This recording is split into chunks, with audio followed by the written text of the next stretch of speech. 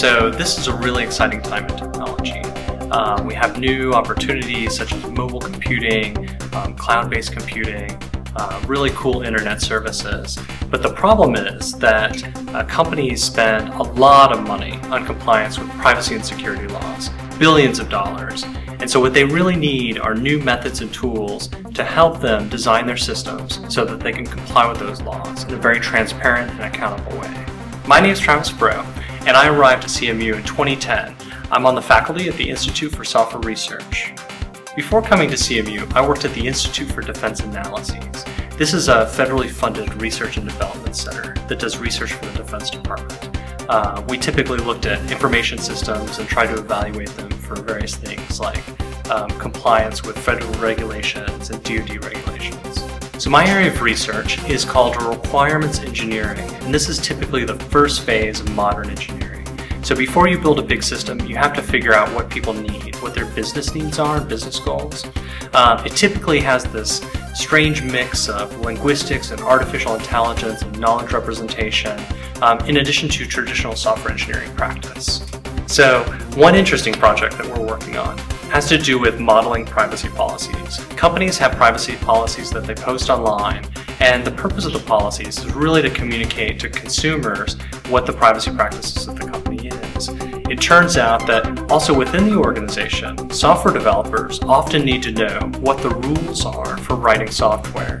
They need to know what privacy principles their company has, what their prohibitions and obligations are to sharing information with other companies.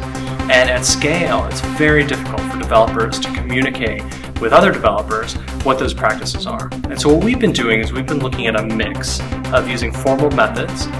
This is typically mathematics and logic to express these privacy policies so a machine can read them. And then also combining with that experimental methods so we can see how developers actually use these tools in practice. So if we're successful, that developers can ask questions such as, I have this new cool idea that I want to roll out so consumers can try it out and enjoy it. And what they can do is then apply some of our techniques to analyze how that personal information would be used and then determine whether or not there are privacy risks. Another project we have has to do with understanding the complex regulatory space across multiple jurisdictions. If you design a software system like a healthcare system in one state and you want to sell it in another state, you actually have to think about the regulations in that second state. We also see this with respect to privacy. The privacy laws in the US are very different than the privacy laws in the EU, and Google is experiencing this right now.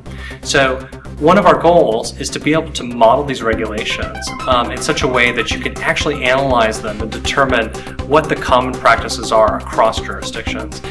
The ideal outcome would be then you can reconfigure your systems as you move them across different jurisdictions so that they comply with those local laws. When we think about the law, we don't always think about the fact that within the law are instilled our values. And so many of what our cultural values in terms of what we expect, those differ across jurisdictions. So the goal is to have systems be sensitive to those. So in the spring, I offer a course called Engineering Privacy. This course is targeted at both people with a policy background as well as a software development background. The purpose of the course is to take topics in privacy and translate them into the software development lifecycle. So one of the great things about being a faculty member in the Societal Computing program is that every faculty member brings their own skills, their own approach to doing research. And so I often get to interface with these faculty members and their students, learning new things, learning new ideas, and new approaches to doing research, which makes it very exciting.